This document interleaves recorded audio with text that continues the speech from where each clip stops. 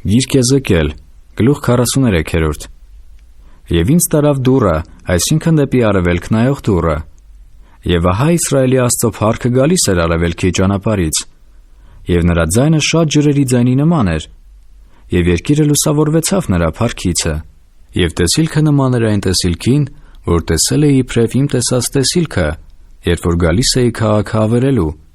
եւ տեսիլքները նման էին այն տեսիլքին, որ տեսել էի քո բարգետի մոտ, եւ ես վայր ընկա երեսիս վրա, եւ Տիրոջ փառքը եկավ տունը այն դռան ճանապարհովը, որ երեսը դեպի արևելք է, եւ հոգին վեր առավ ինձ, եւ տարավ ներսի գավիթը, եւ ահա Տիրոջ փառքը լցրել էր տունը,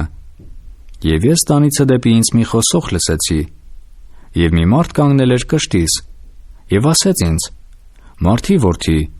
տես իմ աթոռի տեղը, եւ ոտների գարշապարների տեղը, ուր որ ես պիտի բնակվեմ Իսրայելի որդկանց մեջ հավիտյան, եւ այլևս պիտի չպղծեն Իսրայելի տունը իմ անունը, իրանք եւ իրանց թագավորները իրանց պոռնկություններովը, եւ իրանց թագավորների դիերովը իրանց բարսավանդակներումը, իրանց սեմերը իմ սեմերի հետ, եւ իրանց դրանդիքը իմ դրանդիքի մոտ դնելով, թեև պատը կար իմ եւ նրանց մեջտեղ, բայց նրանք պղծեցին իմ սուրբ անունը իրանց արած պղծություններովը, եւ ես սպառեցի նրանց իմ բարկությունովը, հիմա թող հեռացնեն իրանց պոռնկությունը, եւ իրանց թագավորների դիակները ինձանից, եւ ես կբնակվեմ նրանց մեջ հավիտյան, դու մարդի որդի, պատմիր Իսրայելի տանը այս տունը, որ ամաչեն իրանց անօրենություններիցը, եւ թող չափեն գաղափարը, եւ եթե ամաչեն բոլոր իրանց արածներիցը, տանը ձևը եւ նրա կարգավորությունը, եւ նրա ելքերը եւ մուտքերը, եւ նրա բոլոր ձևերը, եւ նրա կանոնները եւ նրա բոլոր ձևերը, եւ նրա բոլոր օրենքները հասկացրու նրանց, եւ գրիր նրանց աչքի առաջին, որ նրանք պահեն նրա բոլոր ձևը, եւ նրա բոլոր կանոնները, եւ կատարեն նրանց։ Սա է տաճարի օրենքը։ Սարի գլխի նրա բոլոր գավառը շուրջանակի ամենասուրբը, ահա սա է տաճարի օրենքը։ Եվ սրանք են սեղանի չափերը կանգունով, կանգունը մեկ կանգուն եւ մեկ թաթ, եւ խորքը մեկ կանգուն բարձր եւ մեկ կանգուն լայն, եւ նրա սահմանը եզերքի վրա շուրջանակի մեկ թիս, եւ սա սեղանի հիմքն է, եւ գետնի խորքից մինչեւ տակի շրջանակը 2 կանգուն, եւ լայնությունը 1 կանգուն, եւ փոքր շրջանակից մինչեւ մեծ շրջանակը 4 կանգուն, եւ լայնությունը 1 կանգուն, եւ կրակարանը 4 կանգուն, եւ կրակարանից վերև 4 եղջյուրները, եւ կրակարանը 12 կանգուն երկայն, 12 կանգուն լայնությամբ, քառակուսի նրա 4 կողմի վրա, եւ շրջանակը 14 երկայն, եւ 14 լայնությունով իր 4 քառակողմերին,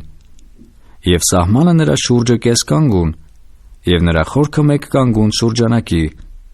եւ նրա աստիճանները դեպի արևելք էին։ Եվ ասեց ինձ. «Մարդի որդի, այսպես է ասում Տերի Հովան. սրանք են սեղանի կանոնները նրան շինելիս, որ նրա վրա ողջակես մատուցանեն, եւ նրա վրա արյուն սրսկեն, եւ դուր Ղևտացի քահանաներին, որոնք Սադովկի սերունդիցն են, որ մոտենում են ինձ, ասում է Տեր Եհովան, ինձ ծառայելու համար, արջարներից 1 զվարակ մեղքի պատարագի համար։ Առ նրա արյունիցը, եւ քսիր նրա 4 եղջյուրներին, եւ շրջանակի 4 անկյուններին,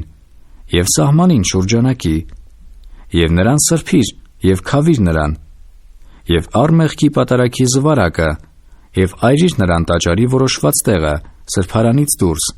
եւ երկրորդ օրը մի կատարյալ այծի նոխազ մատուցրու մեղած պատարագի համար, եւ սրբեն սեղանը, ինչպես որ սրբեցին զվարակովը, երբ որ սրբելը վերջացնես, մի կատարյալ զվարակ մատուցրու արջարներից եւ ոչխարներից մի կատարյալ խոյ, եւ նրանց մատուցրու Տիրոջ առաջին, եւ քահանաները նրանց վրա աղացեն, եւ նրանց ողջակես մատուցանեն Տիրոջը։ 7 օր մատուցանես օրը 1 նոխազ մեղքի պատարագի համար, եւ արջարներից մի զվարակ,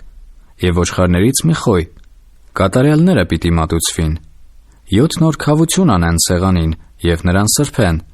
եւ նրան նվիրեն։